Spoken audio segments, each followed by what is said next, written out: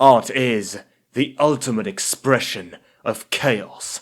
And when I say art, I'm not speaking of the droll portraits that hang in every home, nor the landscape scenes that capture the beauty of our great empire.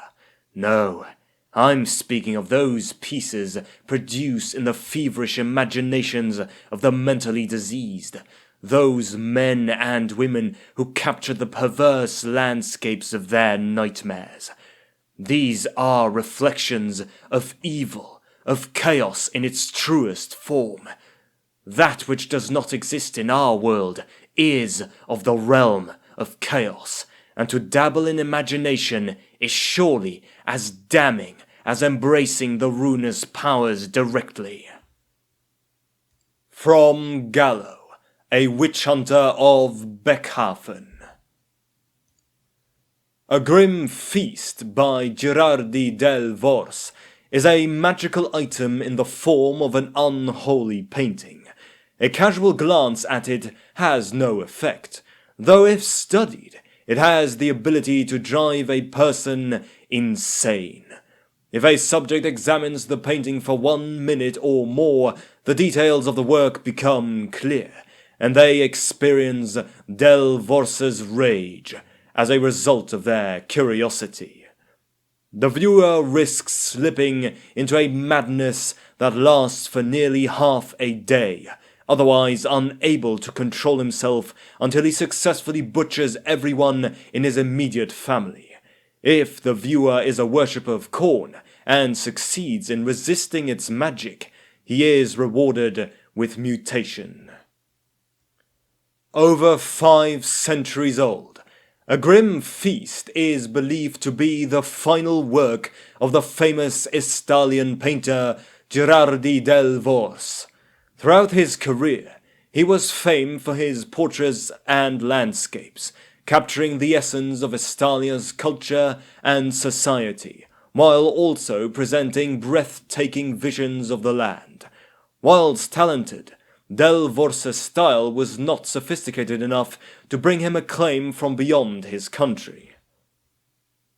A Grim Feast is a unique piece, unlike any other he created, and because of it, he is remembered far longer than his life would warrant. There are many stories about Del Vors in his last days and the circumstances of his life at the time of its creation. Certain elements vary in the telling, but one thing is for certain. Whilst Del Vors worked, he learned of his wife's infidelity.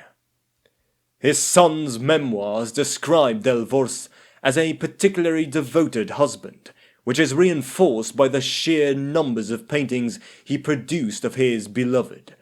But his marginal success as an artist and meagre income drove the woman to find other men to give her the things she wanted. It was the worst-kept secret in his city, but Del Vors ignored the gossip and held to his belief in the sanctity of his marriage.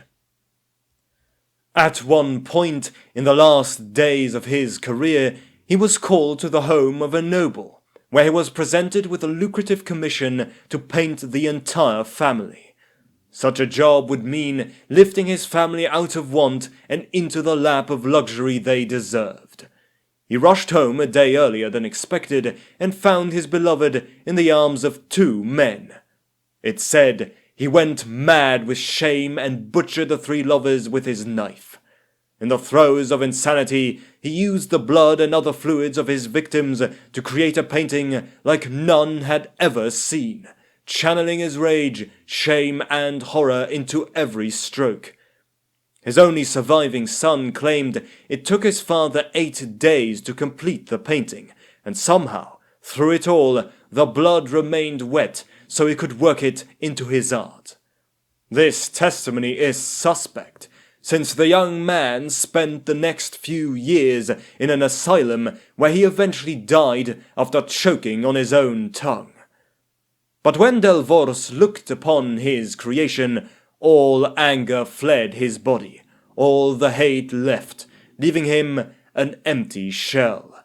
He hanged himself from the rafters 8 days later. The painting seems innocent enough, though its colors are strange and unsettling, being all browns and reds. It measures 6 feet long by 4 feet tall.